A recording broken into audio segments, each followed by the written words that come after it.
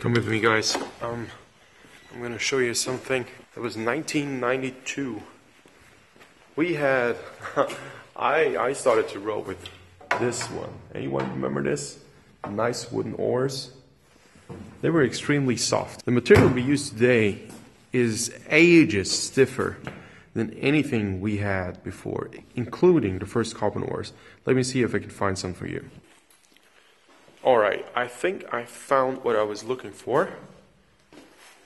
Have a look, just a second. I don't know if you can hear me well because there's some construction noise going on outside. Well, watch this oar. This is a Marken oar. It's a sweep oar and it's carbon. So I don't know when this was made, but it's probably in the 90s. It's got to be some 90s oar. And just the weight of it is a lot different than what we have today. So if I compare this with an oar from the late 2000s. Okay, watch it. I don't know if you can see this. Now, this is an oar probably manufactured 2012, maybe 2014, maybe 2015. Okay, but that's about it. You know, that's about as precise as I can go. Now, if I put them side by side, and let's just do a very scientific bending test. 1, 2. That just doesn't move as much. 1, 2. Scientific test over. This is something we all can feel. Just, use one of these oars in a boat and just get a glimpse of what it feels. It's a whole different ball game. I mean, this is like a wooden oar that is black. And it's made of carbon, not of wood, but it feels the same. I mean, there's barely any difference. Now, this carbon ore from, it's about 5 years old. And also the feel is just much thicker and thinner and lighter. So this stuff, if it's not as thick as this old one, what does it mean? It means that this material is simply stiffer.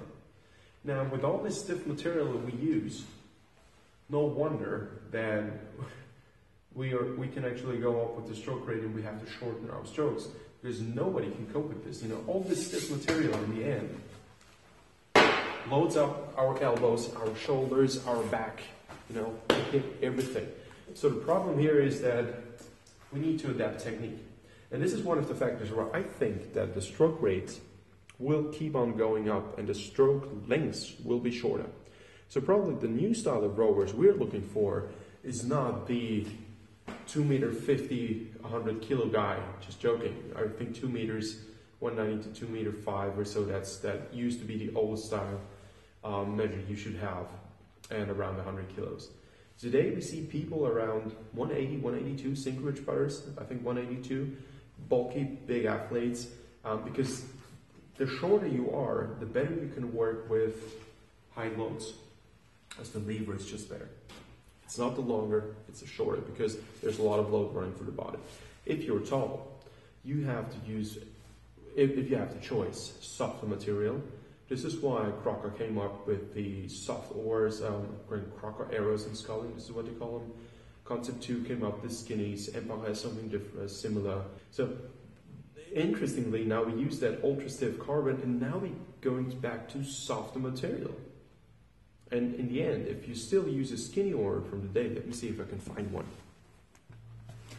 All right, look how skinny this oar is. This is actually the Empire version of it, and I like these oars. But look how thin this stuff is. I mean, this is not a lot of material, and it's very light. So if it's light and thin, this stuff is going to be quite stiff. Now, I know it's shorter. It will not bend as much. But this bends almost not at all. I mean, certainly it will, if apply water load here, and this is where you fix it, and this is where you pull, it will bend quite a bit.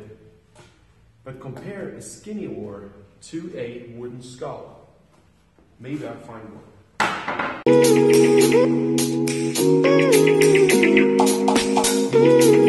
Alright, so this is a Marken carbon oar from the probably early 90s. You see, Remember that old style we had? Whoa, that's really old. Now let's just compare. This is supposed to be the answer as a softer new carbon ore. All right. So the ore. Now look at this. All right. Skinny ore, old ore. Skinny, old. I don't know if you can see this, but this bends ages more than this one. If I push as hard as I can over most of my body weight, this thing almost goes to the floor. So what I'm saying is, they are not as skinny as you think they are. They are quite stiff. So the stuff we use today, no matter how skinny and soft and ultralight and ultra healthy it is not. So what we need to do is adjust our technique. And I will talk about this in a different video, but just so much for now. This is the reason why we will see stroke rates go up in a broader field, which means if you want to be fast, you have to row probably a higher stroke rate, and we will see shorter oars. When I started, a 289 oar length in a single scull for the junior was okay with a carbon big blade oar. And it still felt okay.